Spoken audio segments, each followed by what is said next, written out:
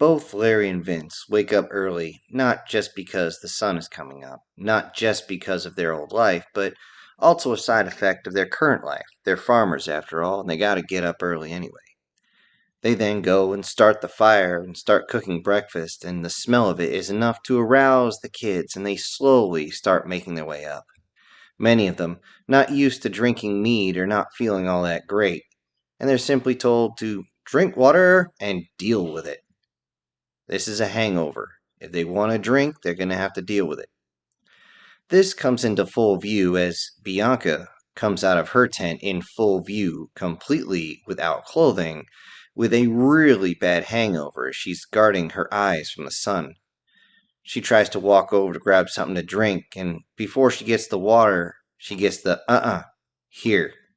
And she's handed a bottle that makes her cringe. This is a ultimate hangover remedy. It's going to hydrate her. It's going to make sure that her headache is gone. It's going to take care of the nausea. It's going to take care of everything, except it has the obnoxious slanged name of puke juice. Though the stuff works wonderfully, it still, no matter how many times they change it, tastes like lime-flavored puke. Though, right after she takes it, as soon as she can keep it down and put some water on top of it to get the taste out of her mouth a little bit, you can see the color coming back to her skin, and she's no longer guarding her eyes from the sun. Though at that point, she's told to go back into her tent and put something on, damn it. Both Larry and Vince were ready for the questions to come out as soon as they started breakfast, and they sure did. Pretty soon they were asked, "So Earth doesn't see us, or any of us, like even you, as human anymore? I don't get it." Vince was still chewing on his breakfast. Larry swallowed hard and answered, "Yeah, that's pretty much it. They figure anybody who's been genetically altered like us isn't human anymore. We forsaked our humanity or some such bullshit like that. And it is bullshit.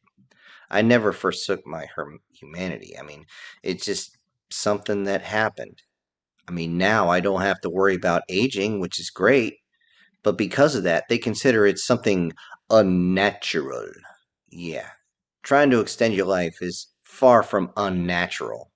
Just survival is natural. But Earth doesn't see it that way. It's just the way they think." Another one asked, "Why would humans be like that?" Because that's just the way humans came up. You got to remember that times have changed, but humanity really doesn't. It always shuns anything that's different. That's always been the case. I mean, hell, you have people of the same faith believing something slightly different. I mean, just 0.001% different, they'll kill each other over it. It's absolutely insane. And that's the way Earthborn humans are, which is why you don't really see them much. I don't get it. Do Earthborn humans want to die then? No. Who wants to? Seriously? Who wants that? No, no, no. They just decide to use different methods. They try to do everything as, shall we say, organic as possible. Well, it doesn't always work, especially since there's some people just trying to make a quick buck, so they'll feed you some line of crap. I mean, hell, I remember when I was a kid, it used to be the vibrations from crystals were the things that were going to make you healthy. But vibration does make you healthy. Certain ones, yes, but at the time, they just thought any type of vibrations or waves coming off these crystals were going to make you healthy. No, you needed certain frequencies of vibrations for that to work. You guys all know your basic physics. You should understand this just fine. Of course, the kids all looked at each other and began to nod up and down as they fully understood what was going on. Couldn't you just force your way onto Earth? We could. Not that we would want to. Why? Because we know what humans are like. We are human. And yeah, we wouldn't be able to make planetfall. They'd tear us to pieces. They all look at each other strange at that point. Yeah, they're protective about their territory. I mean, I'm protective of our territory, our farm, our ships, yeah. But they're protective of Earth. As far as they're concerned, we would contaminate it. Vince immediately raised his hand and shook his head like, just don't go on that one. That is when one of them asked, "What about your family that you left behind? Can't you go see them?"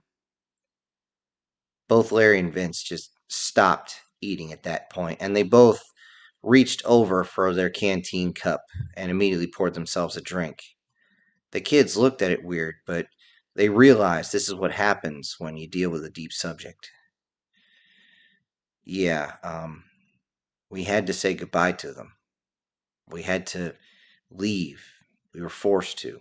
We didn't have a choice.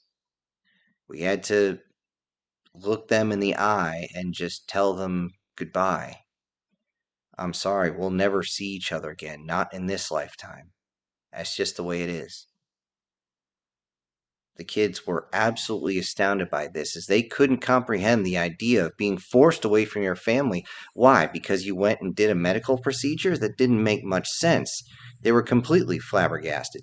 Vince took a drink and said, "Yeah, it wasn't simple to do, but it's just the way it is. If we didn't follow that, then we would have had to go through a whole bunch of hell to be on Earth, and chances are we probably wouldn't have survived it, neither of our families. It was quite possible that if we just left, then our families would be left alone, and that's what we wanted to do." Larry jumped in. "Yeah, and thankfully we were able to have some sort of correspondence with them, or at least we did for about, well, 70, 80 years, huh?" "Yeah, about that long." That's about the time the kids started to understand, and one of them simply piped up, "What about your friends?" Larry and Vince motioned to each other with their canteen cup and both said, "He's right here." They got a little bit of a chuckle on that one. The next question got their ears to perk up, all of them. Would they give us a ship too? I mean, we're not fully human. We're not even altered human fully. I mean, raising his hand, Finn said, "Oh, they would only give you the ship if you worked for them for about 100 human years. Remember, human years. It's a little longer than yours." At this point, they all began to talk about ship ideas as far as luxury goes. How they wanted to set up their bedrooms, how they wanted to set up the special parts of the bath. Some of them wanted like mini hot springs or something like that. They had fallen in love with certain ones, like the European showers or the Japanese bath. The different offices they would have would be designed totally different, each of them wanting different types of desks and chairs and certain type of amenities. Of course, the men all talked about getting a den. Even Larry and Vince talked about how important it is for a man to have a den, which is only his. His room will never be changed. The wife will never do anything with it. They all looked at each other. "Isn't that what they used to call a man cave?" "Yep," they both said in unison.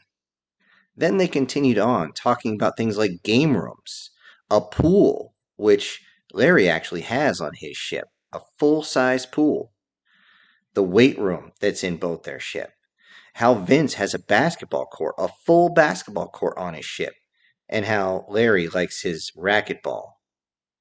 This was what carried on the conversation for a good hour after that, as they all cleaned up after breakfast and then got ready to go out.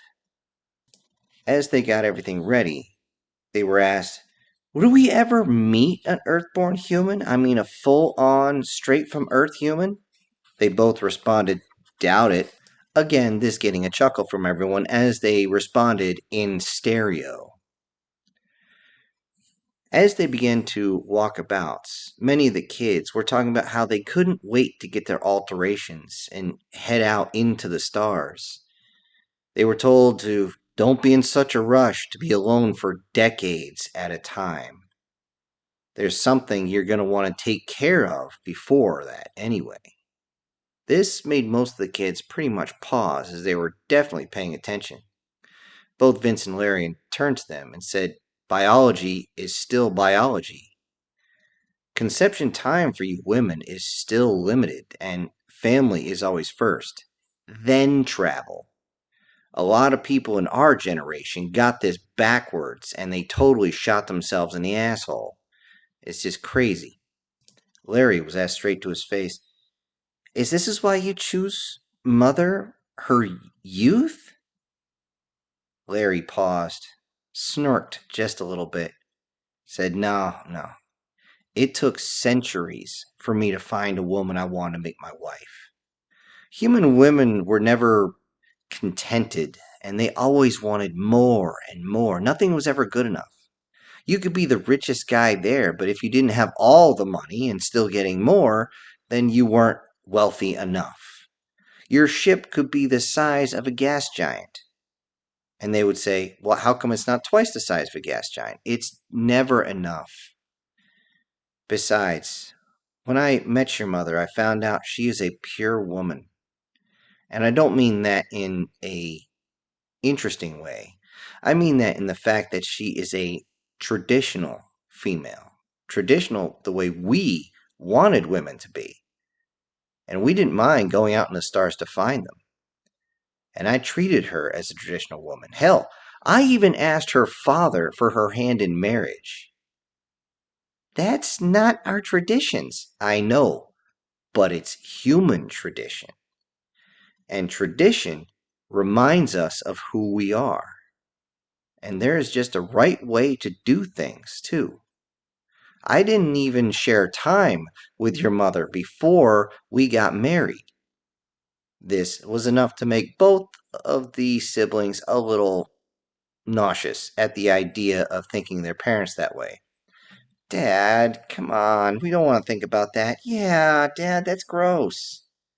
"Give me a freaking break, Sherry. I've heard you and your mother talk. Hell, we both heard you women talk. And you'd say us guys are nasty when we speak? Holy crap, we got nothing on you. The only thing you think we're nasty about is the fact that we talk about things you think are gross. Trust me, you talk about shit we find disgusting all the time, so I don't want to hear it. Besides, it's not like I'm giving you details or angles or anything, so come on, let's go." Eventually, they make their way to the top of the ridge line where they're going to stop and have lunch. Larry and Vince continued by saying how traditions matter. Without tradition, you forget who you were. "Yeah, camping is a tradition and helps you remember your roots. Just like we have Thanksgiving, which everywhere else is a harvest festival. Everywhere else. They just call it that. We have a specific name for it. We hold on to that because it's one of our traditions. And we're trying to pass that down to you as a tradition. That way you always remember. Even if there's those who are not at the table at the time. You remember. And that's the important part of it." Does Earth hold on to its traditions? I have no idea anymore. We don't really talk to any humans except for one or two. They ate lunch, enjoyed the views, and cleaned up, and then hiked to the other end of the ridgeline. Once on top, they realized that they had an astounding view. Some of the young ones actually pulled out their recording devices and start taking still photos of it. And both Larry and Vince, though they took a quick picture, they simply sat there, breathed in deep, and stared across as they exhaled. You gotta enjoy the little things. Hold them for as long as you can. Why's that? The minds forget, but the machines can't. And we've merged the two together, which is one of the reasons that humans are unstoppable. As he said this, Bianca comes up behind them, panting and sweating and cursing as she gets to the top. Vince sees this, pulls out his canteen, and gives it to her. After taking a drink, she goes, "Why? How? I mean, I've, I've been enhanced with human. I mean, look at me. I'm mostly human from, at least on the outside. How can you walk up here without resting? Whew." "Didn't you know?" Humans are persistence predators. Yep, but then again, times change. He says this as he unslings the rifle from his back. He then takes aim at a dog-sized omnivore. Though, with a little help of technology, we've become pretty good ambush predators. Still standing, the kids cover their ears as he takes the shot. Bianca jumps up at the shot, not realizing he was about to fire. What the hell was that? As she's picking herself up off the ground. Clary and Vince turn to her and say, Supper.